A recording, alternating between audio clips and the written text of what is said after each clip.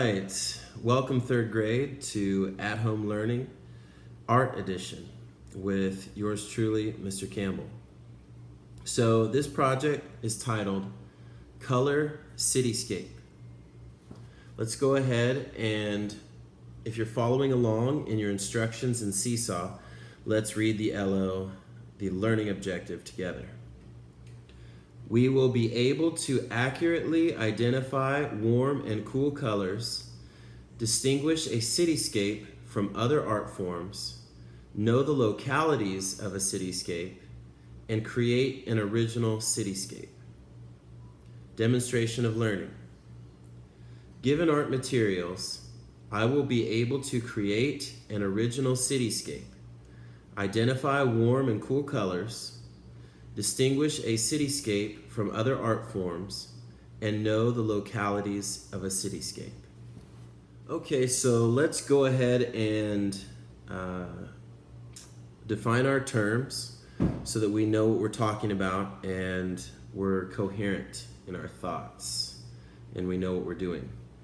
So, what are the warm colors? Good. Red, orange, and yellow. What are the cool colors?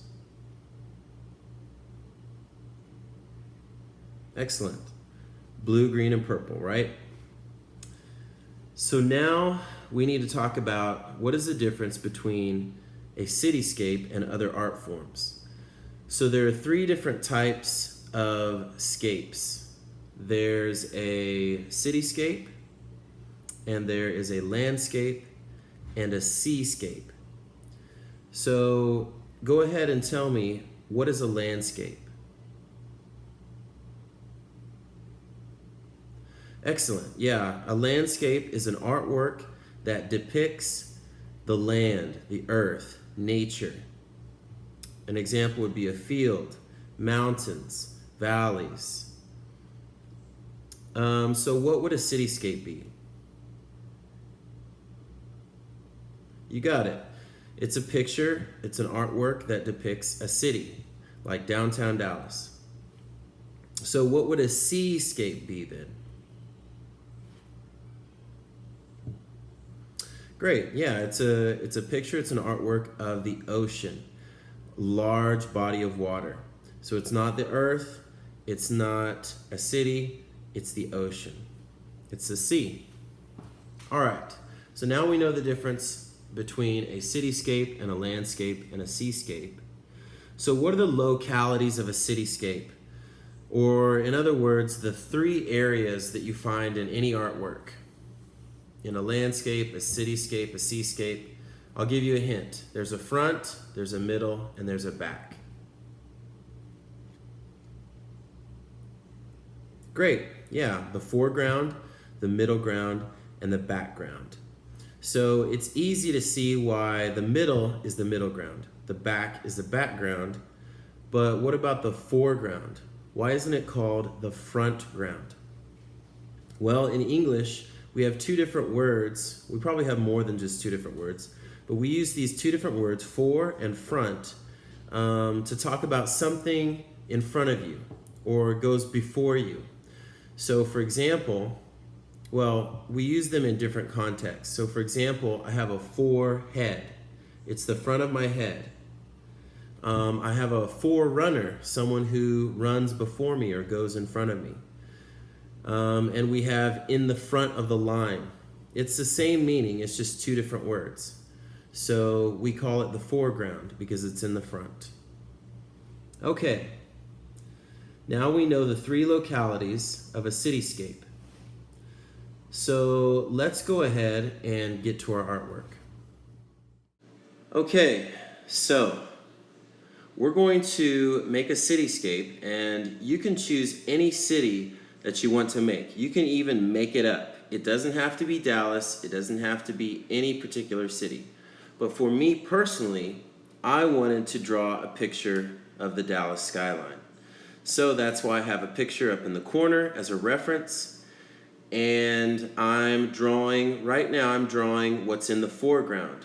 I want to draw the buildings that are closest to me because they're going to be the biggest, they're going to take up the most space, and they're going to be in the front. So now I've finished my foreground buildings. I'm going to do my middle ground buildings. Right now I'm doing the Reunion Tower, and I did the Wells Fargo building. Now I'm doing the tallest building in the picture there, and that is going to be in the background. Okay, so I'm just getting a rough sketch, a rough outline. I'm using soft lines, pencil lines, I'm not pushing hard, and this is just an underdrawing. This isn't even the final drawing. I'm going to be doing multiple drawings over the top of this. So I'm just going to keep fleshing out the city, making sure the buildings have a floor to rest upon, making sure there's a horizon line, and a foreground, middle ground, and background. Okay, so go ahead and watch through the entire video. You need to see the steps that I take and the different things that I do to complete the project so that you can do the same. But you're welcome to stop, rewind the video so that you can make sure to catch every little detail.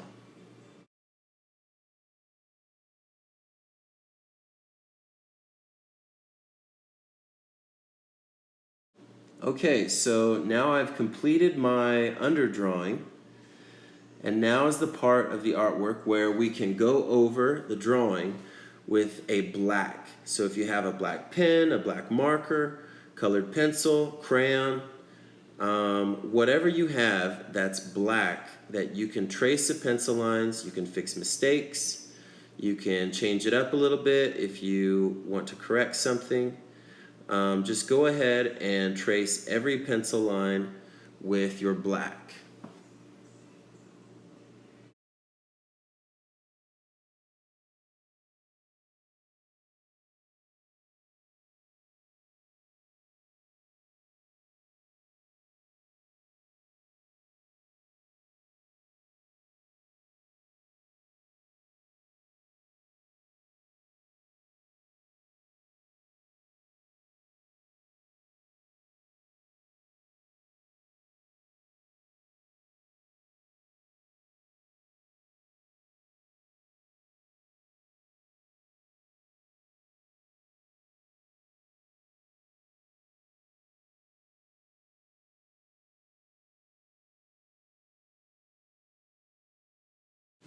Okay, so now I'm going to take a thinner line and I'm going to make the windows. Some of the buildings, like the one in front that I'm working on now, I'm going to make a grid type window for the building. Other buildings are going to have individual windows. So you can break up the space by not making everything the same. You know, you don't want too much sameness. So break up the space by doing some buildings in just completely all glass windows, and then other times you can make buildings with individual windows. And by the way, I'm not exactly going by the Dallas skyline anymore. I'm just making it up as I go along. So don't be afraid to be creative and be inventive. You don't have to make it look like something or look like some city or a picture. This can be your own city, your own imagination. It could have all kinds of things like bridges, towers, amusement parks. The sky's the limit. So go ahead and put in all the finer details.